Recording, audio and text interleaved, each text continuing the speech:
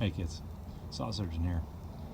We're gonna fire up the big Simpson pressure washer and wash up Joe's splitter. As you can see, it's got a little grunge, little road film on it. Got an oil leak he wants me to address. Twisted up throttle linkage.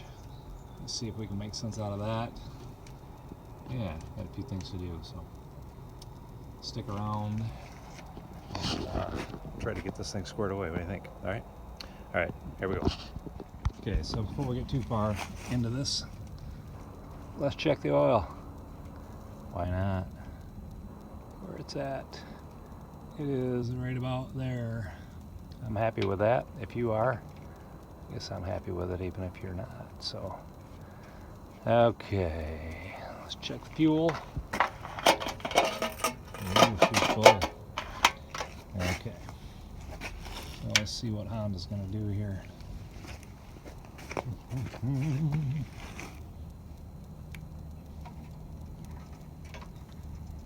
Give her about half throttle. Bring it on to choke. Give it a rip. See what happens.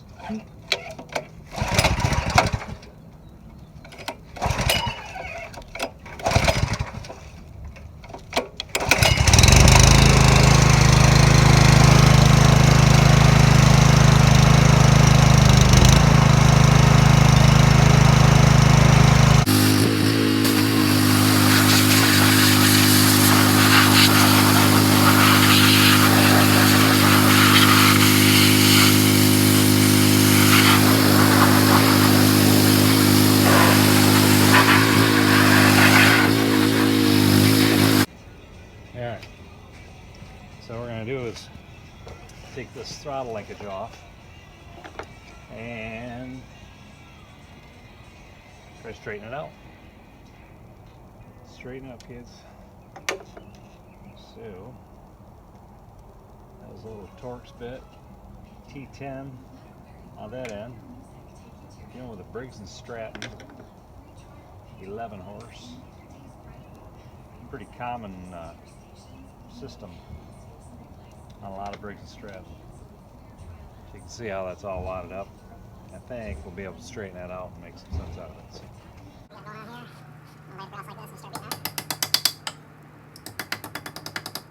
Overkill. Start bringing it back.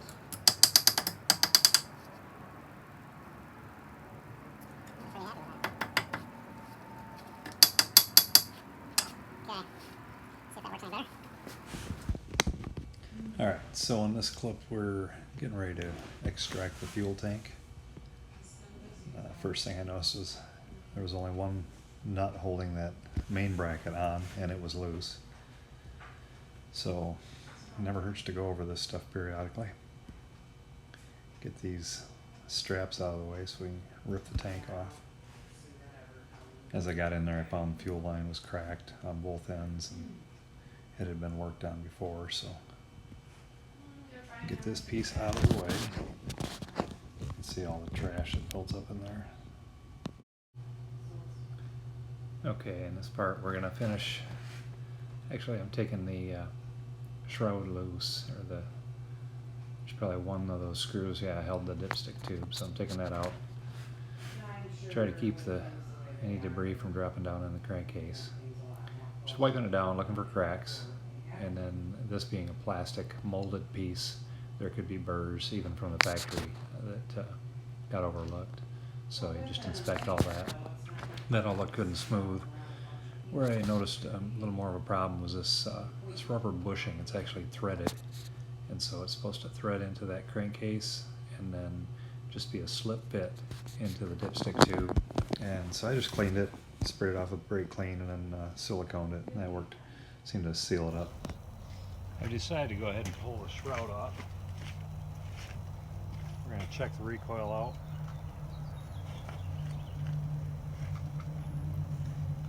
Cord's getting kind of frayed. Recoil actually feels really good. A lot of ours get something dropped on them and get banged up, and they get hard spots in them, or they get beat in the sides. This is in really good shape, so that's a good sign. This was a mouse at one time. I don't know if you can see that. Sorry, little buddy. You're in tough shape now. But yeah, so they love little places like that. And it's easy for them to get into. Hard to keep them out of it. Okay, let's see if we can get this recoil back together. So I found when I took it apart, about ready to fail. This is getting there, but so what we have, True Blue, heavy duty. Stuff's worked pretty good for me, so I've been using this pretty regularly. So by putting it in the wrench, I can get a lot of pull on it.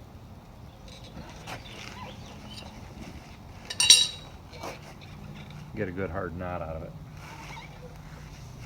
So,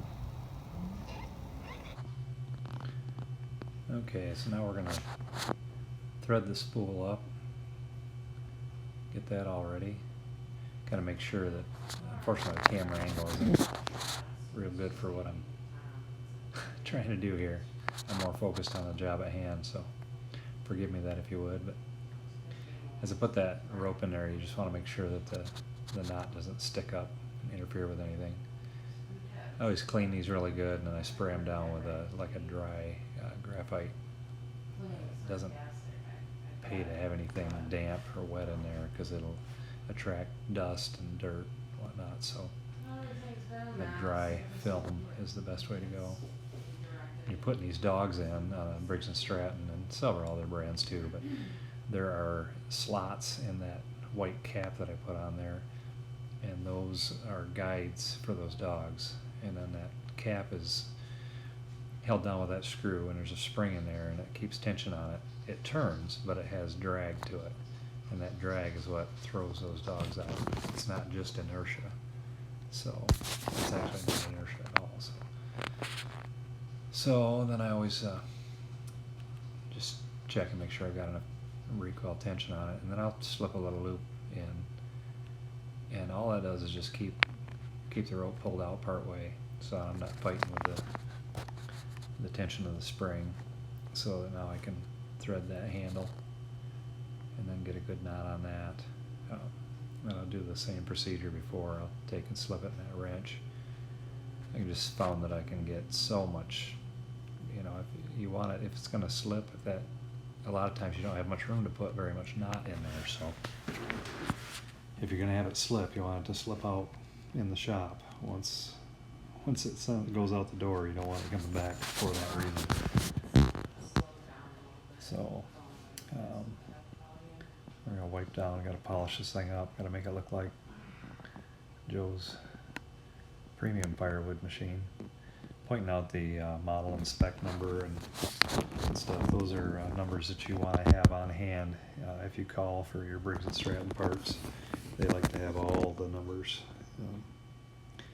I guess that's critical. I don't know. I've never worked in a Briggs shop, so anyway. Okay, so what we're going to attempt to do here, we're changing Joe's rubber fuel line over. It was splitting and cracking at the ends, and we're going to put in a piece of steel line. I've made a few little handy little bends on it. We're going to double flare it, not because it needs a double flare, but I do that to swell the end of the tube so that when we put our 1/4-inch rubber hose, slip it over the edge or over the end of it, it's going to have something for the clamp to bite onto. Okay, so in the original edit, this piece didn't make it in, but I thought I'd throw it in there. We're doing a double flare. Slip the tube in, and you have to leave just a little bit of tube exposed, about, it's usually 3/16 to 1/4 inch of tube passing through.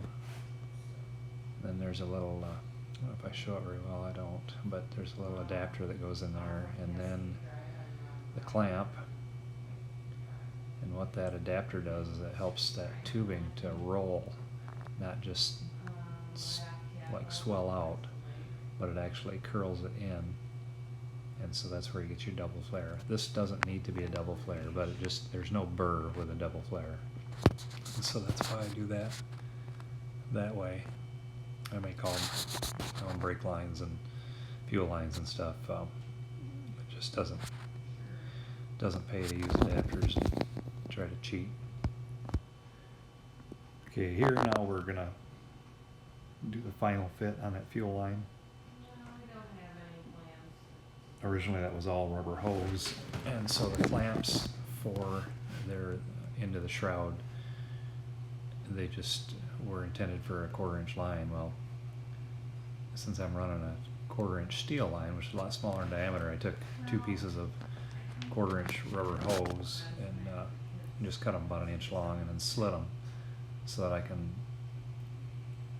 slide them over that steel tubing, and so that way it works as both a like an isolator for a little bit of vibration control, but also an insulator to minimize heat transfer. So yeah, I was very pleased with the outcome. It was very stable, so hopefully Joe likes the way it works. I left his fuel control out where he had it, so should be handy for him. So here we are. We got Joe's log splitter air cleaner. If you can see this or not, but right in through here I can see daylight. This is about a $32 piece. By the time it's shipped here, we'd end up with probably 40 bucks into it with tax and everything. So we're going to attempt to repair it with this. Okay, so you have to mix that epoxy up really well. Hopefully with the extra. I'm really pretty pleased with the JB Weld epoxy, not just the quality of the product, but also the container, that replaceable cap. Works really well. And I wasn't prepared, so I grabbed a little piece of trash off the ground out there to use as a stir stick. And you just want to blend it up really good. You want it to be uniform. So there was kind of a yellowish product and then also a clear, and when you're done it should all be the same color, pretty uniform. So I like to open something like this up a little bit. So I'm actually going to spread it a little bit to get some down inside of there. Okay, so the trick with this stuff is to have it good and clean and dry, like any other glue or adhesive. You just want to have it, especially from oil. So what I did with this was I took it in the parts cleaning tank, scrubbed it pretty thoroughly. Once I got it out, then I hit it with brake cleaner, kind of spread that back apart so I could get down in there. Got that all pretty well cleaned up, and then let it dry and sound really good. So just it pays off dividends to have it that way. So where we left off yesterday, be done We had right. put a bunch of epoxy on this housing. Now it's not the most beautiful job, but we're not going to see it once the filter's on it, and potentially saved Joe $30 to $40, probably closer to $40 by the time shipping and tax and everything. So hopefully this pays off. That pretty well completes this episode of this old splitter. So you see if it runs. Partial throttle, fuel on. Hopefully there's fuel in it. I didn't bother to look.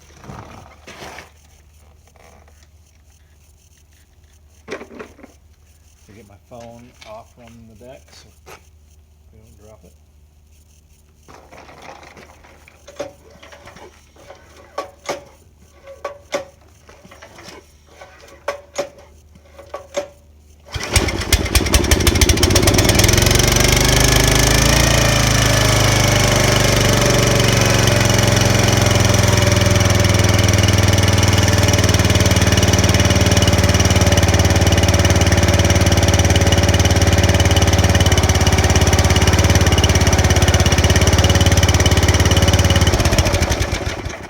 Shuts off by hand like it's supposed to. All right. With that, I will say this completes it. Thank you for watching. Appreciate all your time. Blessings to you.